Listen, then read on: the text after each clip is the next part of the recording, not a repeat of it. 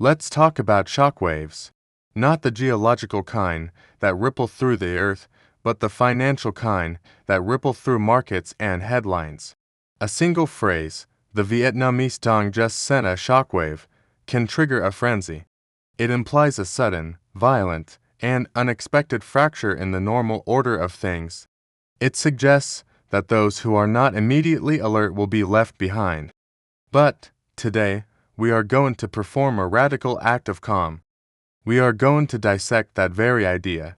We will explore what a genuine currency shockwave looks like in the modern era, and more importantly, we will build a robust framework for understanding what is far more common, the deliberate, calculated signal from a sovereign central bank. By the end of this, you will possess a filter series of critical questions that will allow you to instantly separate world-changing monetary events from sophisticated policy adjustments being sensational. Analyzed by the noise machine. You will learn that true power lies not in reacting to the wave, but in understanding the deep, tectonic forces that created it.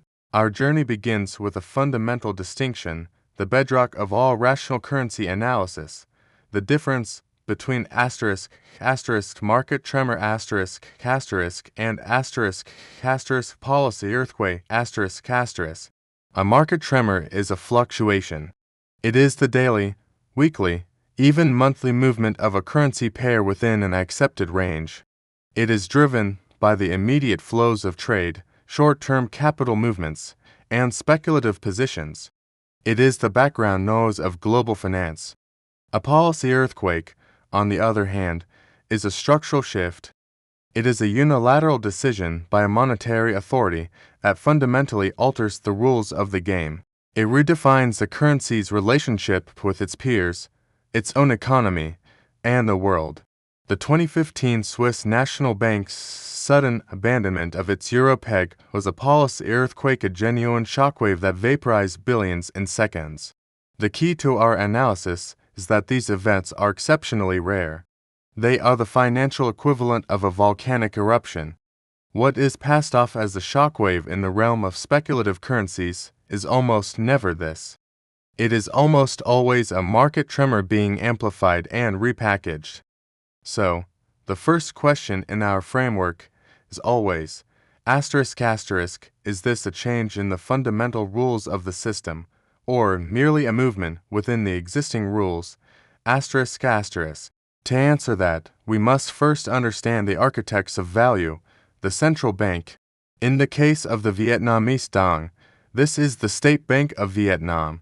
Its mandate is not to create speculative opportunities for foreign holders. Its mandate is triad, to ensure price stability, to support economic growth, and to maintain the stability of the national financial system. Every single action it takes is in service to one or more of these pillars. Therefore, any significant movement in the Dong is not a message to the outside world. It is a tool applied to a domestic economic condition. If we observe a strengthening of the Dong ADID in the USD VND rate, we must immediately ask, which domestic problem is the SBV trying to solve? The most common answer is inflation. Vietnam, as a rapidly growing manufacturing powerhouse, is a massive importer of raw materials, machinery, and energy. These imports are priced in US dollars. A stronger Dong makes these crucial inputs cheaper. It directly lowers the cost of production for Vietnamese factories and the cost of goods for Vietnamese consumers. It is a precise, surgical instrument to cool inflationary pressures. So, a period of rising global commodity prices or heightened domestic inflation will often see the SBV deploy tools to nudge the Dong stronger. This isn't a shockwave, it's a thermostat adjustment. The second lever the SBV is constantly pulling is related to foreign exchange reserves and trade balances Vietnam consistently runs a trade surplus. It exports more than it imports. This means US dollars are constantly flowing into the country from its trading partners. The SBV has a keen interest in managing this inflow. If too many dollars flood the local banking system, It can cause the dong to appreciate too quickly, harming the competitiveness of those very exports. So, the SBV actively sterilizes these inflows by buying the excess dollars from commercial banks, paying for them with dong. This action accomplishes two things. It builds up the nations or chests of foreign reserves, a critical indicator of economic health, and it manages the speed of the dong's appreciation.